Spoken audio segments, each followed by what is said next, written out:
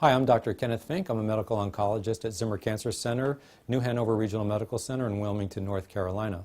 Staging of lung cancer is an important aspect of lung cancer. It helps us doctors know how to approach the patient. It tells us a lot about the survival of a patient. And we like to tell patients what stage they're in because that helps them know more about what to expect with their treatment outcome. A lot of education is needed when we talk about the staging because there are quite a few specifics to it. The staging system we use is called the TNM system. It stands for tumor node metastases. So the tumor refers to the primary cancer, where it started, which is within the lung.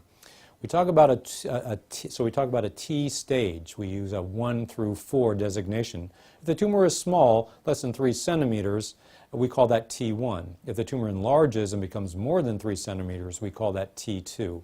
If the tumor spreads a little bit more aggressively and is starting to invade some other tissues, we call that either T3 or T4. The end stage is also quite important. Lung cancers have a tendency to get into the lymphatic system and implant within the lymph nodes, which is the drainage system of the body, including the lungs. If it has spread to the lymph nodes, and we can tell this by doing a CAT scan or other imaging tests, we'll tell the patient that their lymph nodes are involving either the local lymph nodes called N1 or the more central lymph nodes called the mediastinal nodes, which we designate N2.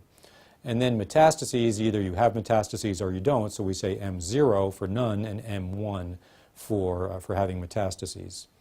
So between the T and the N, we can tell if a person has either stage 1, 2, or 3 disease. If the tumor is quite small, we'll say they have a T1, let's say N0 disease, that would be stage 1.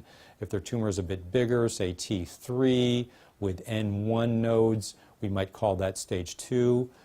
If the tumor gets a bit bigger and is invading, or the lymph nodes, the central lymph nodes are involved, which we call N2 disease, we would call that stage 3.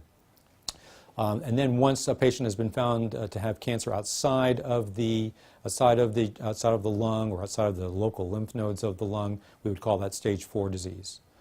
So the staging system of lung cancer is important. It's the way we collect our statistics on cancer, and it's what we use to help decide what kind of treatment to give patients.